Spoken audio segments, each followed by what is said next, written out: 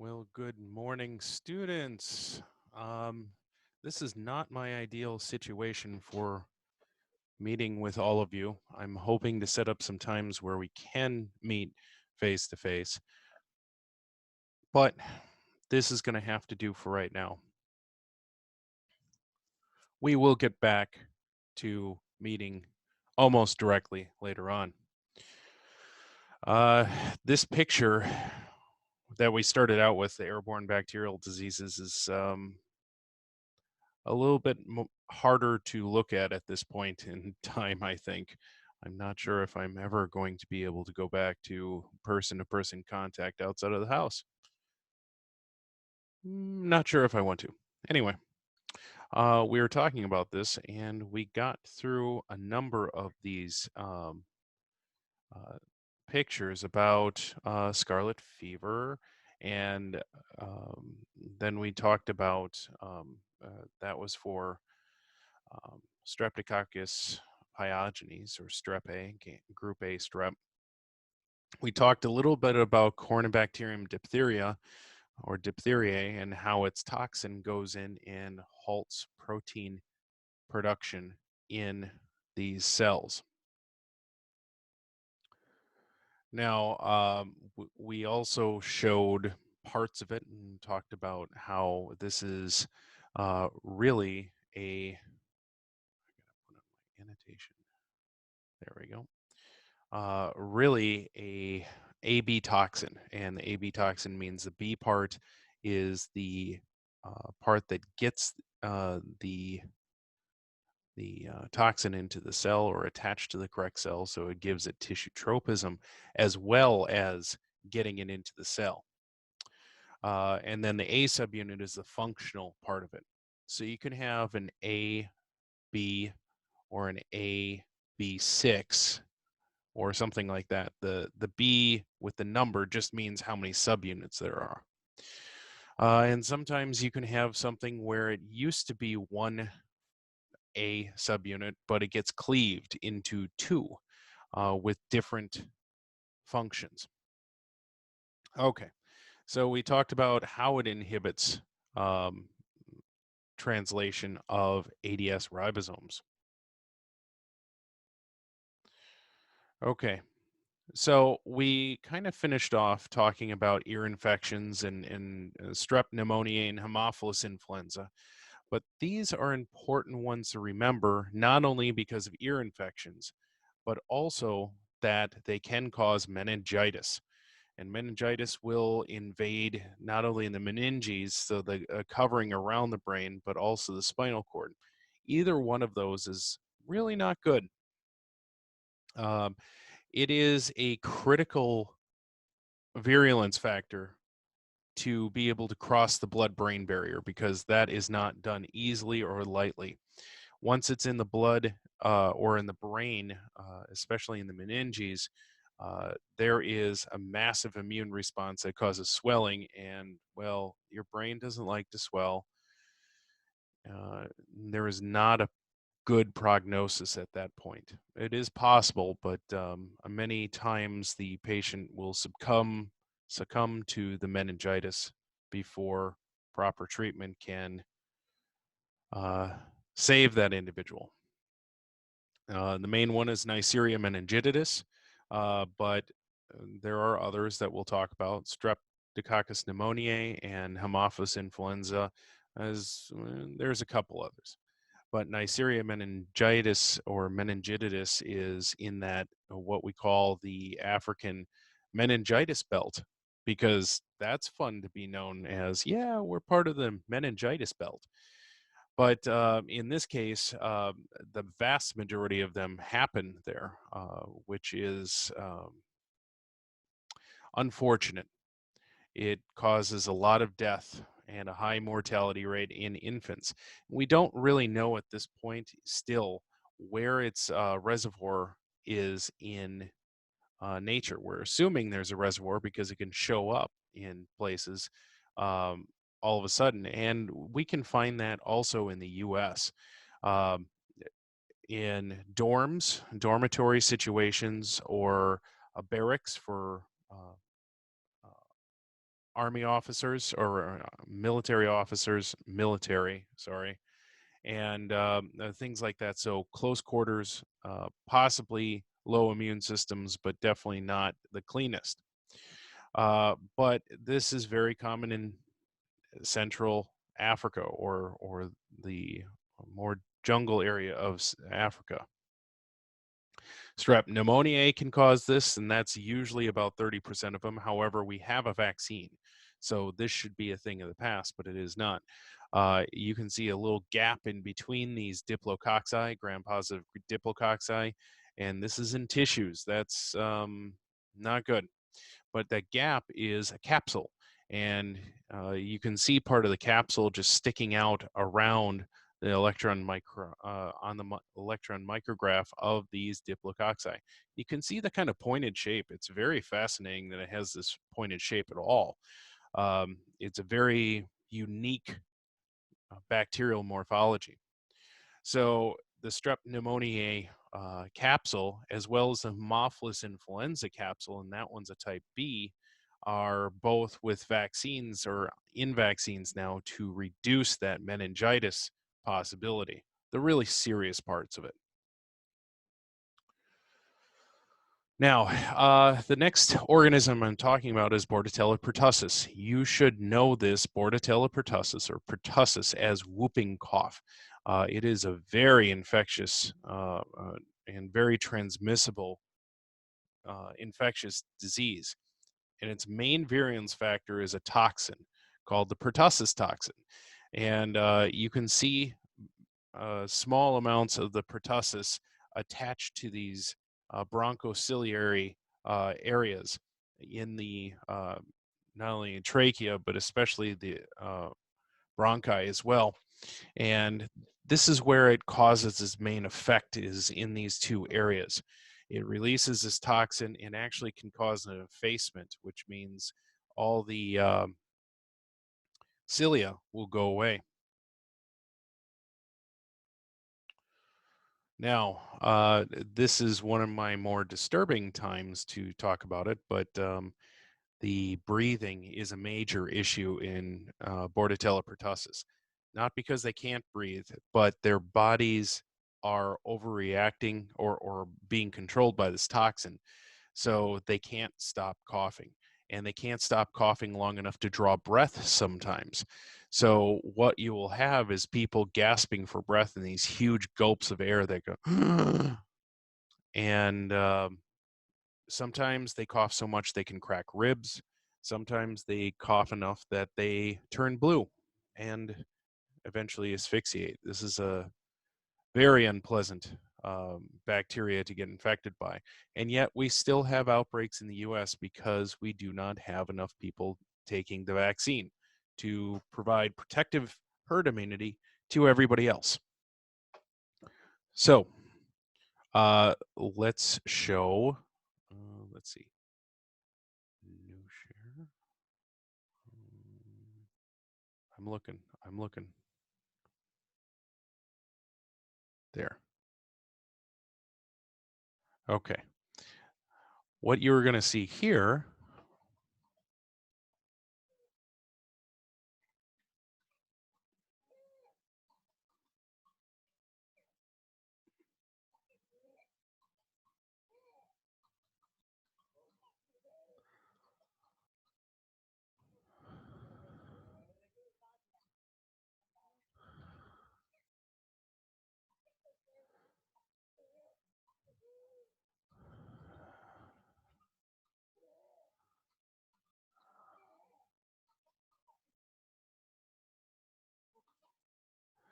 I think that's enough of that. We also have an adult. You could hear the classical whoops of that, but that child clearly cannot breathe well. And this leads to a lot of infant deaths. Here's an adult with the issue. Uh,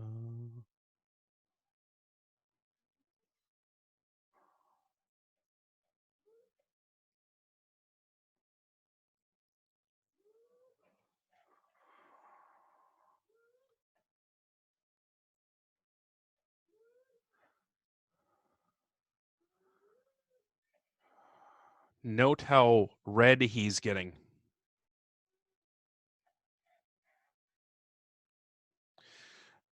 And that is enough of that. Um, the redness is because he can't breathe, obviously, which is very disturbing. And so older adults as well as infants have the biggest mortality rates.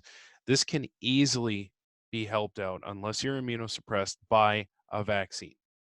It's called DTaP, or any of the tetanus. Oh, I'll put on my laser pointer now. Diphtheria, tetanus, and acellular pertussis. Now, the acellular pertussis is supposed to reduce uh, symptoms, side effects, really, but it turns out that it's less effective and protects for less time. Also, the Bordetella pertussis in the wild seems to be there seems to be a selective event to make sure to avoid some of the proteins on the outer membrane that are in the vaccine, so it becomes less and less effective. When I was growing up, the booster every 10 years was actually a good booster for about 9.5 of those or 10. Now it's at 1.3 years. Maybe I should say 1 year, 3 months is the average. I got that talking to some NIH people over some beers sometime. So we had this well under control in 1980s, and then the anti-vaccination movement, also known as the anti-vaxxers, started getting some leeway here, or getting some movement here. And following some very unfortunate and completely incorrect reports about vaccines causing autism, um, the the rates went up of people who refused by a moral decision or religious um, moral grounds to not vaccinate their kids. So in California, a really good study, but in really in 2001, 2002, which that was a heck of a year. It's almost like 2020 here. Um, that we had a large outbreak of whooping cough. It was centered in Wisconsin and then spread to the Midwest. But it was all because we had a large proportion of people with um, that were refusing to take the vaccine, and it overwhelmed the system. It was ridiculous. Luckily, thankfully, we were blessed with antibiotics detection methods, and we knew exactly what to do. But there was a number of people that needed to be hospitalized. Now, in California, they had a increase in the amount of people who refused to take the vaccine. This is a very nice clinical study. They had an outbreak a number of years behind ours, where there was a good 50,000 people that had whooping cough. Big outbreak, really fast. It just blew up. Um, and we had a problem. They had a 96% compliance rate with the vaccine in California. 96% of the people were taking it when they should, however many times they should. And then it slipped to 90, let's see. Yeah, it was 92%. So basically 5% drop. That was enough to start a 50,000 person infection, an outbreak of that size. So our herd immunity needed to be larger.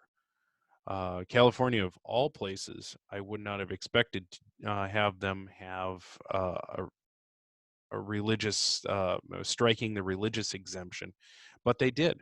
So if you do not vaccinate your kid, you cannot have them at school.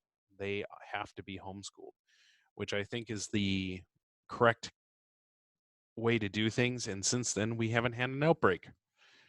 Um, Yeah, that's all I can say about that. This toxin works by ADP ribosylation.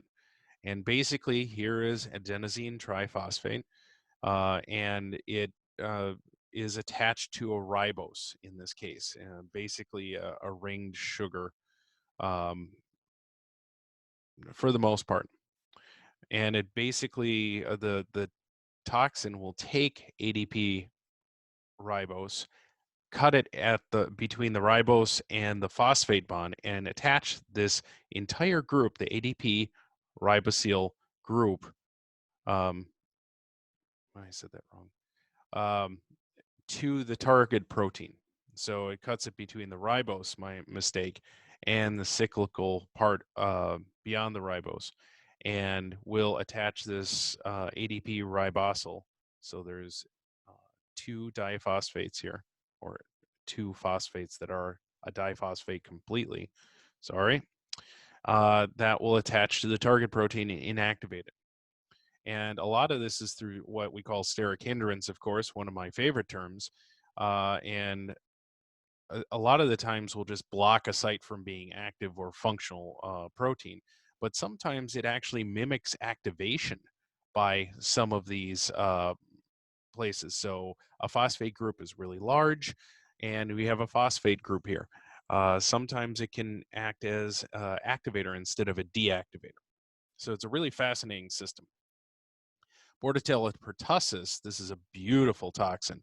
It has an A1, so a B5 type toxin.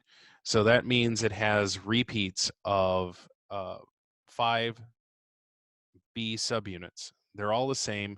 They just repeat and fit together, kind of like a very intricate 3D puzzle.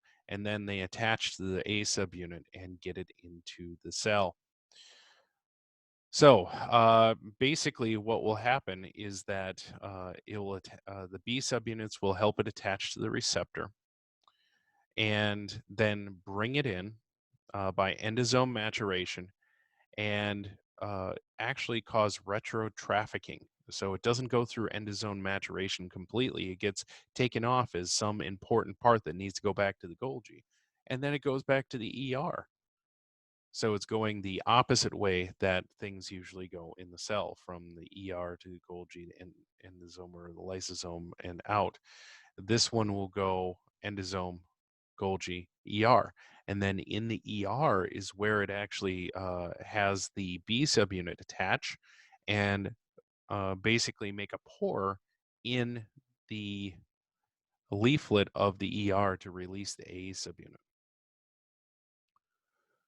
Um, and it does this through something called an exosome, but I'm not going to really get into that too much. Basically, it ADP ribosylates, not a protein or not a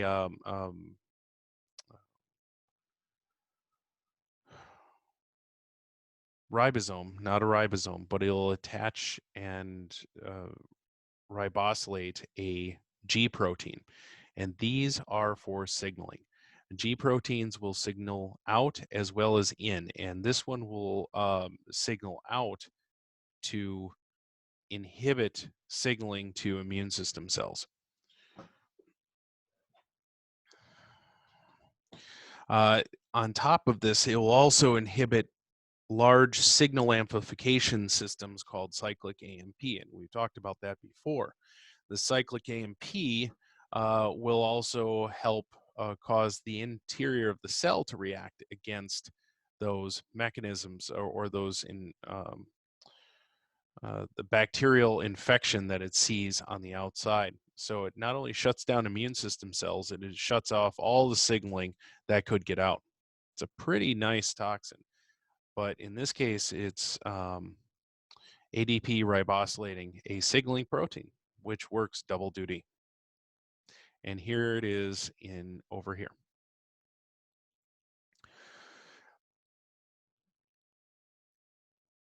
One of the larger issues that we have found is with tuberculosis. And tuberculosis is a major respiratory illness, and it is a juggernaut.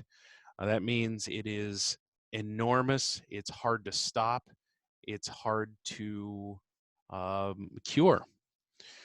And we emphasize this by saying, okay, a lot of people get infected with it every year, about 6 to 8 million people, but 2 million of people die of TB every year in the world.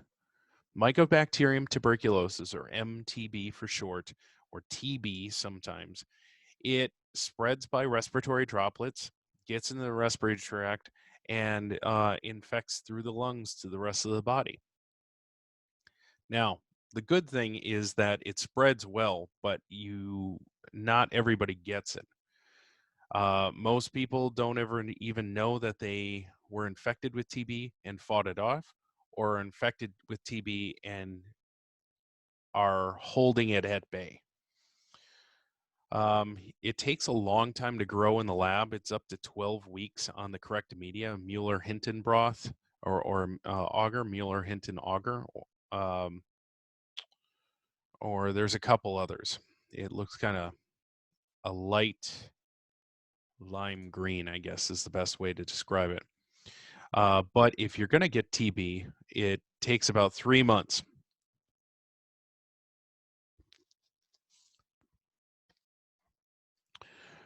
And from there, basically, you get it inside your lungs. It goes way down into your lungs in the alveoli. And usually, your immune system, if it's good and healthy, will fight it off. But one of the ways it can kind of keep it in stasis is basically a pylon here of macrophages that will cover and envelop these bacteria.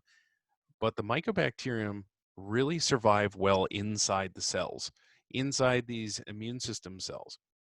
Sometimes when the immune system cells think they've killed everything and go back to the um, going throughout the body, the macrophage is living very comfortably inside of the cell, not dead, and using it as a cellular Uber or Lyft or whatever. I wouldn't use any of them right now, but that's just me.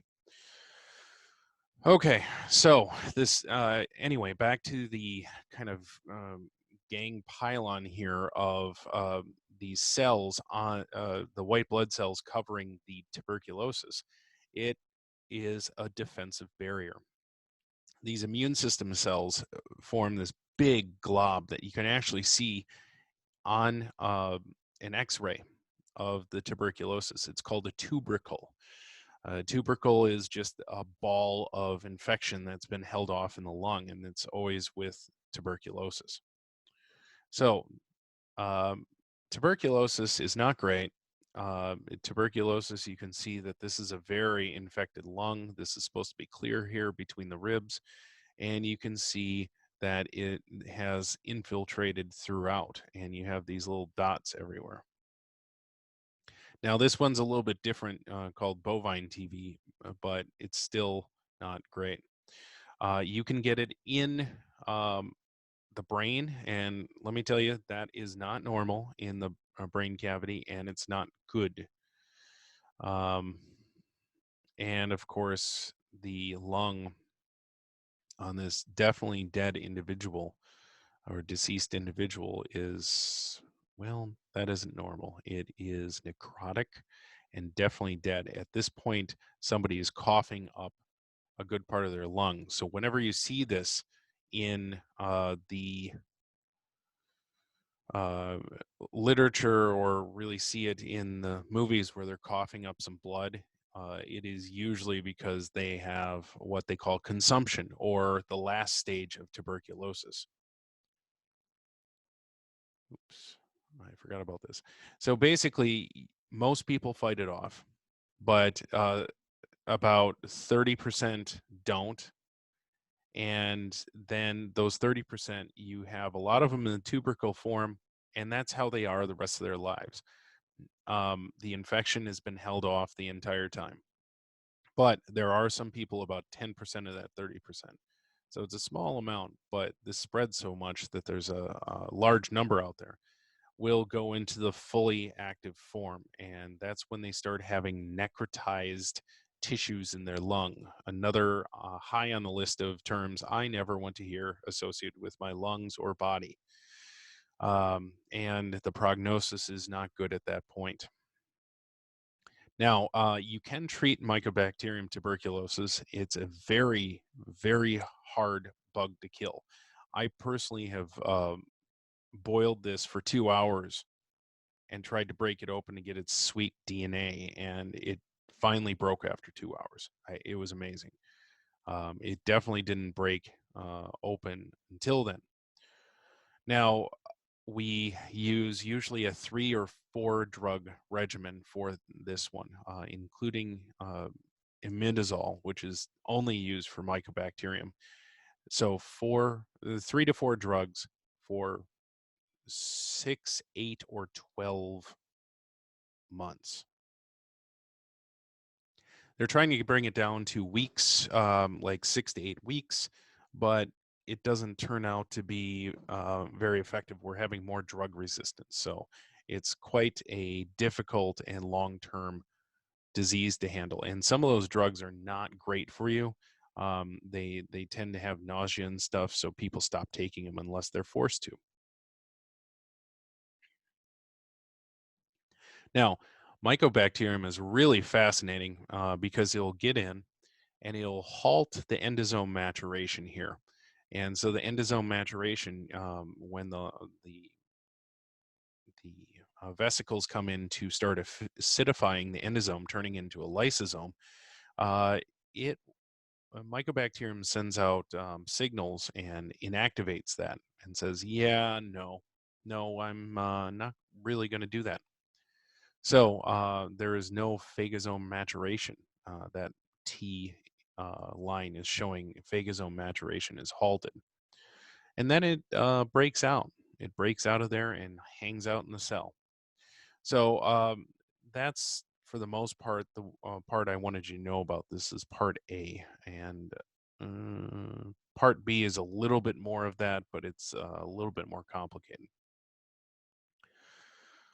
Okay, we are finishing up talking about bronchitis, and basically, bronchitis is the immune system reaction inside the lung due to infection and overproduction of mucus in response. So it's usually a greenish, yellowish stuff that you are coughing up, and you do need to cough that up because otherwise you're going to get pneumonia. Speaking of pneumonia, since that's on everybody's mind right now, we're only going to talk about the bacterial pneumonia right now. And the bacterial pneumonia, a lot of them start as a bronchitis. And then, if it isn't cleared up appropriately or in time, you can have that migrate down into the lungs where it causes pneumonia. Nobody likes pneumonia, especially people with asthma. Now, here is that characteristic Streptococcus pneumoniae with the lancelet diplococci here. A lot of pneumonias are caused by, oddly enough, Streptococcus pneumoniae. Here's the smooth colony that we were talking about. It has a very characteristic shape, almost like a blood cell, where it's this concave part with an edge around it. Now, besides Streptococcus pneumoniae, we have Haemophilus influenza. You've heard that one too, and of course, Staph aureus. Staph aureus can infect everything of us, just everything. When in doubt, put it on to the end of every list, uh, except for an STD or STI. Urinary tract infections, yes. Okay, so Staph aureus in your lung causing necrotizing pneumonia. Again, high on my list. And lately, we've been seeing more Klebsiella pneumoniae, not because it's causing necrotizing pneumonia, but it is becoming a very, very drug resistant organism. We have a couple, actually, there was a outbreak that happened of a completely drug resistant Klebsiella pneumoniae in a ICU unit at the National Institute of Health at Bethesda in Maryland while I was over there, just across the street. It killed a bunch of people and then disappeared into the night. Um, it was passaging its plasmid for drug resistance through other bacteria at water fountains or through the water system in some way. It was quite fascinating, but people did die of this. I don't know why I have that there. Okay. One that's called walking pneumonia is Mycoplasma pneumoniae. And Mycoplasma pneumoniae is very interesting because it doesn't have a cell wall. It only has a plasma membrane. This plasma membrane causes this to be impervious against um, cell wall focused or peptidoglycan focused antibiotics. So you can't give somebody penicillin, ampicillin, augmentin, or anything like that for walking pneumonia. Think plasma membrane whenever you hear mycoplasma, and there's one or two others that we're going to talk about for mycoplasmas, some in the urinary tract infections. Now, it takes 3 to 4 days on specialized media to grow a colony of mycoplasma. And even then, the colony is so small, and you guys have seen some small colonies that you have to look at these plates under a microscope.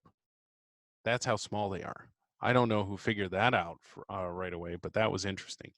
We have something called an agglutination test for this that is still being used. It's fairly common now. So everything binds together and falls out of solution in clumps, and that's how we can see the bacteria. It's crazy. Um, so what will happen is you can put the cast on there, and it'll show up as little dots of color, helping you identify that you actually have mycoplasma there because it causes the antibodies to fall out and a color change to occur on those bacteria.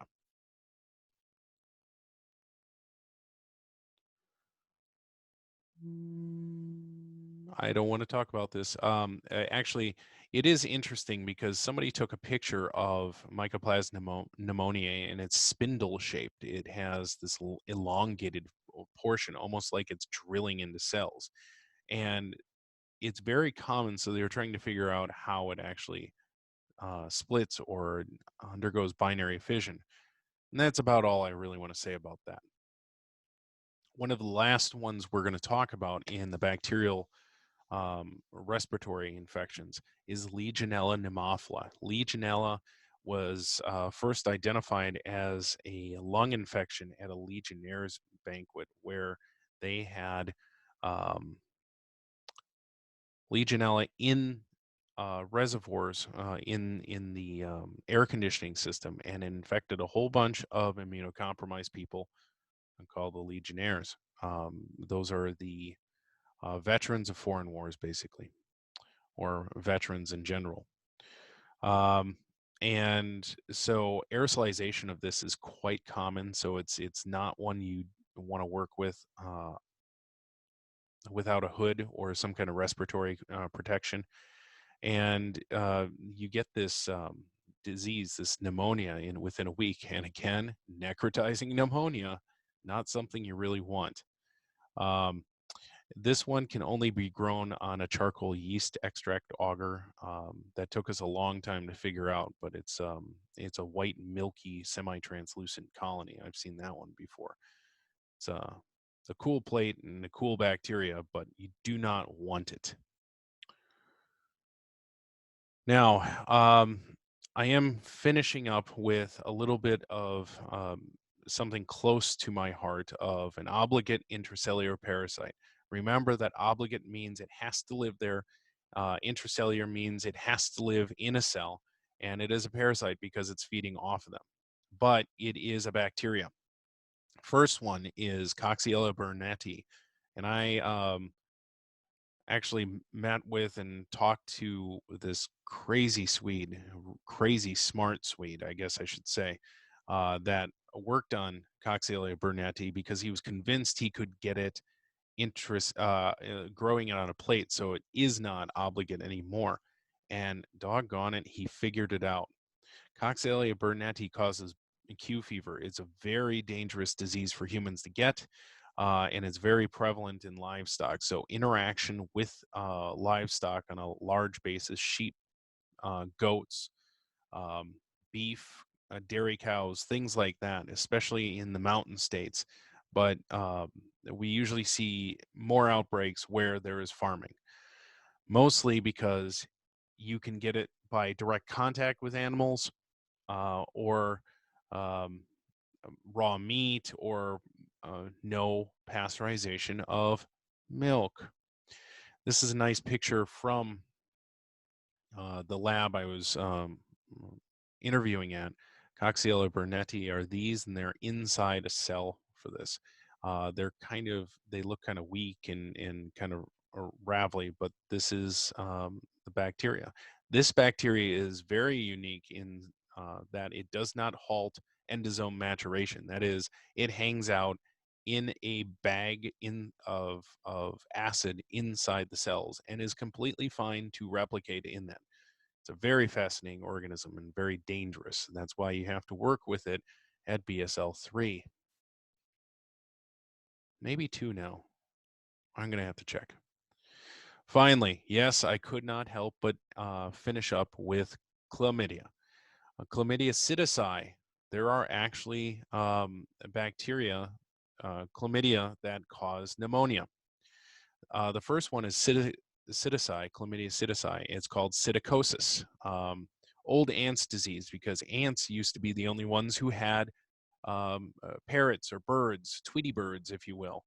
And it can pass from birds to humans, especially individuals that are immunocompromised. But basically, the bird poops, flutters it around, and spreads it through the air. It can kill the birds too, which is why you have a double reason for quarantine of animals, especially birds, until they test negative for it or die of it. Okay, so this is a full zoonotic. I've worked with this in the lab. We always work with it under the hood because of that. So you can have it transferred to other animals as well. Um, Basically, we're finding out that it's controlling a lot of the lungs, a lot more than we totally understood, in causing acidosis, respiratory problems, and things like that. So it's a very nasty pneumonia. And finally, I could not stop but finish off with chlamydia pneumoniae. This is very common um, pneumonia. In about 10% of pneumonias in the community, not in the hospital, but in the community, are acquired are from this chlamydia pneumonia. This one is also difficult to work with just because you have to grow it and work with it in the hood. Um, but it turns out it has a very different genome overall than chlamydia trachomatis. And we have a couple that'll infect guinea pigs that is kind of a mix of both of these. So, but it does not aerosolize very much at all. So chlamydia pneumonia has some specific tropism and tissue tropism for the lung specifically, just as chlamydia pneumoniae or chlamydia trachomatis has a predisposition to either infect the mucous membranes of the eyes or the mucous membranes of the urogenital tract. So there is still some information to be learned, a lot of information, in fact, to be learned from these close cousins and how their genomes seem very different on certain points, causing very different disease states and focus on their spread. This is where I'll stop for this lecture, and I will go on to the next chapter. I really do miss you guys.